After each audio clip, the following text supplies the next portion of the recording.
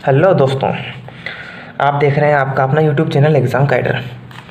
आज मैं आपसे डिस्कस करने वाला हूं, अभी आप सब एनएफसी का एग्ज़ाम तो दे के आ चुके हैं। एमएससी के अंदर प्लांट ऑपरेटर का अब इसका तो हो गया जो हो गया।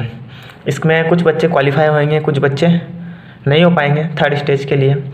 तो जो होंगे उनको शुभकामनाएं, कॉन्ग्रेचुलेशंस। और जो नहीं होंगे उनके लिए परेशान होने वाली कोई बात नहीं है, क्योंकि अब जल्दी ही आप सब ने एनपीसीआईएल रावत भाटा कोटा, एनपीसीआईएल रावत भाटा का आप सब ने फॉर्म भरा होगा। इसके अंदर पोस्टें भी एनएफसी से ज़्यादा हैं। और आप सबके लिए एक बहुत ही अच्छी बात यह है दोस्तों, क्योंकि एनएफसी हुआ, हैवी वाटर बोर्ड हुआ या बीएआरसी हुआ, ये सब जितने भी ये सब डिपार्टमेंट हैं, इन सब के अंदर क्या होता है, आपको थर्ड स्टेज के लिए क्वालिफाई किया जाता है 5 गुना लोगों को। उसके बाद इन सब का स्किल टेस्ट लिया जाता है, स्किल टेस्ट होता है। बाकी आप सबके लिए एक बहुत ही अच्छी एनपीसीआईएल की अपॉर्चुनिटी है। एनपीसीआईएल के अंदर आपको केवल सेकंड स्टेज क्लियर करना है दोस्तों। आप केवल सेकंड स्टेज के अंदर मेरिट ले आएँ, आपका सिलेक्शन कन्फर्म है। यहाँ पर जितनी पोस्ट है सेकंड एग्ज़ाम के अंदर, उतने ही लोगों को शॉर्टलिस्ट किया जाएगा। ठीक है दोस्तों, जितनी पोस्ट है उतनी ही सेकंड एग्ज़ाम के अंदर शॉर्टलिस्टेड किया जाएगा। और उनका सेकंड एग्ज़ाम के बाद केवल मेरिट बनेगी, उसमें आपका कोई स्किल टेस्ट नहीं होगा। ठीक है दोस्तों, ये सबसे एक बेस्ट अपॉर्चुनिटी है आपके लिए। आपका चाहे इन सब में नहीं हुआ हो कोई बात नहीं, और जिनका हुआ है उनके लिए बहुत ही बढ़िया है। बाकी जिनका नहीं हुआ है उसके लिए एनपीसीआईएल बहुत ही अच्छा ऑप्शन अभी बाकी है। और हाल ही में एनपीसीआईएल रावत भाटा का आईटीआई के जो पोस्ट थी, आईटीआई के अंदर इलेक्ट्रिकल फिटर, इलेक्ट्रॉनिक्स, ये सब जो पोस्टें थी इनके लिए एग्ज़ाम हो चुका है।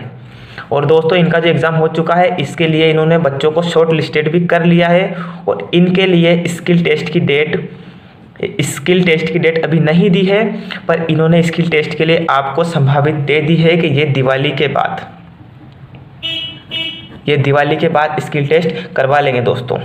तो जिनका अभी हेवी वाटर में हो जाएगा, हेवी वाटर में हो गया है, इनकी तो ज्वाइनिंग भी होने वाली थी 20 तारीख को ज्वाइनिंग थी, तो इनकी ज्वाइनिंग भी हो चुकी है। बीआरसी के अंदर अभी स्किल टेस्ट बाकी है, इसकी भी शॉर्ट लिस्टेड कैंडिडेट की लिस्ट आ चुकी है। और एनएफसी का अभी एग्ज़ाम हुआ है, इसकी लिस्ट भी आने ही वाली है। तो दोस्तों जिनका एनपीसीआईएल के अंदर भर रखा है, तो उनकी अभी से तैयारी शुरू कर दो, क्योंकि दिवाली के जस्ट बाद आईटीआई वालों का स्किल टेस्ट होगा। और हो सकता है उनके स्किल टेस्ट से पहले प्लांट ऑपरेटर का एग्ज़ाम हो जाए, या अगर प्लांट ऑपरेटर का एग्ज़ाम स्किल टेस्ट से पहले नहीं हुआ तो दिवाली के बाद जस्ट स्किल टेस्ट होने के बाद प्लांट ऑपरेटर का पेपर होएगा। ठीक है दोस्तों, तो इसके अंदर आपके कोई आपके स्किल टेस्ट नहीं होगा। सबसे प्लस पॉइंट है दोस्तों आपके लिए, जितनी पोस्टें हैं उतने की ही ये बच्चे क्वालिफाई करेंगे। फिर उनका जो भी आपका डॉक्यूमेंट वेरिफिकेशन डीबी होगा, उसके बाद आपकी ज्वाइनिंग होगी, नॉर्मल फिजिकल जो भी है उनकी क्वालिफिकेशन, बाकी स्किल टेस्ट नहीं होगा। तो आप उसके लिए तैयारी करें। और ये तो हुई एनपीसीआईएल से रिलेटेड, प्लांट ऑपरेटर से रिलेटेड। और रही एनएफसी में वर्क असिस्टेंट वाली पोस्ट, काफ़ी दोस्त पूछ रहे थे वर्क असिस्टेंट वाला, तो वर्क असिस्टेंट का भी दोस्तों जल्दी ही होने वाला है।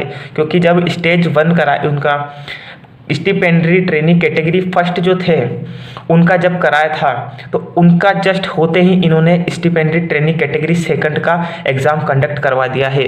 तो हो सकता है, संभावना यह है कि स्टिपेंडरी ट्रेनिंग कैटेगरी का जैसे ही एग्ज़ाम कंप्लीट हो गया है अभी, अब जैसे ही इसका रिजल्ट आता है, इसका स्किल टेस्ट वगैरह होता है, उसके तुरंत बाद वर्क असिस्टेंट का ही नंबर है।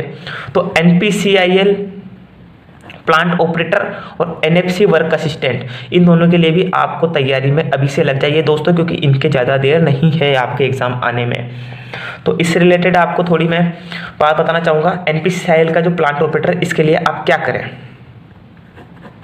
तो दोस्तों अभी जैसे हैवी वाटर का एग्ज़ाम हुआ है, और अभी एनएफसी का भी हुआ है हाल ही में, और बीएआरसी का भी हुआ है। और इससे पहले जो एनपीसीआईएल का हुआ था वो भी हुआ है। इन चारों पेपर के अनुसार बात यह है कि आपको कम से कम 9th और 10th की साइंस और मैथ्स आपकी कंप्लीट होनी चाहिए दोस्तों। क्या होनी चाहिए? 9th और 10th की कंप्लीट होनी चाहिए, क्योंकि मैंने जो पेपर देखे हैं उनके हिसाब से हैवी वाटर के मिनिमम 25 से 30 क्वेश्चन यहाँ से ही आए थे। ठीक है, क्योंकि पेपर का लेवल दोस्तों हमेशा अपन को पता है एक जैसा नहीं रहता है, तो पेपर के लेवल के अकॉर्डिंग जब अपन ने पेपर दिए हैं, पेपर देखे हैं इतने सारे, तो उन पेपर के अकॉर्डिंग मैं ये कहूँगा कि जब पेपर का लेवल ईजी आता है तो मैक्सिमम क्वेश्चन 9th और 10th से उठते हैं दोस्तों, और चांसेस सबसे ज़्यादा यहीं से ही होते हैं। तो आपका सबसे पहले 9th और 10th कंप्लीट होनी चाहिए एकदम। ठीक है दोस्तों, उसके बाद जब पेपर का लेवल थोड़ा सा अच्छा होता है तो क्वेश्चन, जैसे पेपर का लेवल थोड़ा सा हार्ड कर दिया है, हल्का सा, ज़्यादा नहीं, लाइक ये तो हुआ हैवी वाटर बोर्ड जैसा। इसके अंदर क्या था, पेपर थोड़ा नॉर्मल था, तो 30 क्वेश्चन मिनिमम आपके 9-10 से, 20 क्वेश्चन आपके 11th से आ गए थे, 11-12 से बहुत कम आया था, और वो भी अपने मेन टॉपिक से। जैसे मैट्रिक्स हुआ, एक क्वेश्चन मैट्रिक्स से आया था, एक क्वेश्चन आपका इंटीग्रेशन समाकलन से आता है, वो भी एकदम नॉर्मल सा, कोई हार्ड। ठीक है, जब एनएफसी जैसा पेपर बनता है, एनएफसी जैसा पेपर बनता है तो ये पेपर बनता है दोस्तों थोड़ा सा 9-10 का तो होता ही है दोस्तों। 9-10 को आप लेके ही चलो साथ में, क्योंकि इससे आपके बहुत सारे बेसिक कॉन्सेप्ट क्लियर होंगे, प्लस आपको मिनिमम फिर भी आप 10 से 15 क्वेश्चन आप इसी से ही करोगे, जो एकदम बेसिक क्वेश्चन टाइप थे। जैसे कि अभी है इसमें एनएफसी वाले में मैं आपको क्वेश्चन बताऊं, आपके जो क्वेश्चंस थे ठोस और गैस को पृथक करने की विधि, ये आपके 9th में ही है दोस्तों। 9th अगर आप करते हैं, 9th अगर आपकी साइंस क्लियर होती तो आप वो क्वेश्चन कर देते।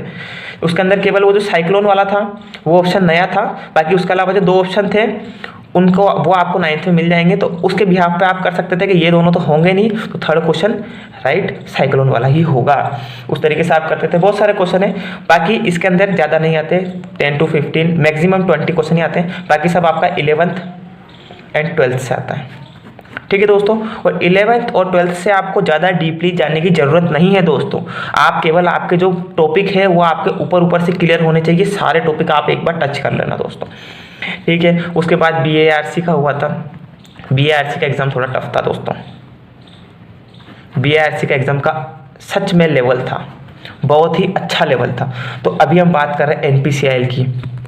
अभी हम बात कर रहे हैं NPCIL की। तो दोस्तों NPCIL वाला जो एग्ज़ाम होगा उसका मैंने पिछली बार वाला पेपर भी देखा है, प्लांट ऑपरेटर का। तो पिछली बार वाला पेपर इजी फॉर्मेट पे था। पिछली वाला पेपर दोस्तों इजी फॉर्मेट पे था, पर मैंने अभी NPCIL के हाल ही में ITI से रिलेटेड जो पेपर हुए हैं उन पेपर का मैंने लेवल देखा है। तो उन पेपर का लेवल दोस्तों इजी नहीं है। आपको सेम आपने जो अभी NFC का जो एग्ज़ाम दिया है इसी लेवल का पेपर देखने को मिलेगा। और दोस्तों एक बहुत ही इंपॉर्टेंट बात, अभी जो हाल ही में ITI से रिलेटेड हुआ है, क्योंकि ये भी स्टिपेंडरी ट्रेनिंग कैटेगरी सेकंड में ही आते हैं, तो दोस्तों ये भी कैटेगरी सेकंड में आते हैं और हमारा प्लांट ऑपरेटर भी कैटेगरी सेकंड में ही आता है। तो इनका जो स्टेज 1 था, स्टेज 1 दोस्तों वाकई में हम जितने भी एग्ज़ाम देते हैं प्लांट ऑपरेटर से रिलेटेड उससे उसका लेवल अप था, लेवल अप था दोस्तों। तो आप अच्छे से स्टेज 1 की भी तैयारी करके आइएगा। और रही स्टेज 2 की बात, तो स्टेज 2 में भी आप हाल ही में कर ही रहे हो। तो अभी जो NFC का पेपर आया था, NFC का जो एग्ज़ाम हुआ था उससे ही मिलता जुलता लेवल आने की संभावना है दोस्तों। तो आप अच्छे से तैयारी करो। हाँ, एक इम्पोर्टेंट बात, एग्ज़ाम तो हो गए, अब NPCIL के लिए, प्लांट ऑपरेटर के लिए आपके लिए टॉपिक वाइज जो क्वेश्चन बनते हैं, मैं टॉपिक वाइज आपके लिए डेली 1 वीडियो 2 वीडियो जितनी भी मेरे से डल पाएगी उतनी मैं डालता रहूँगा दोस्तों।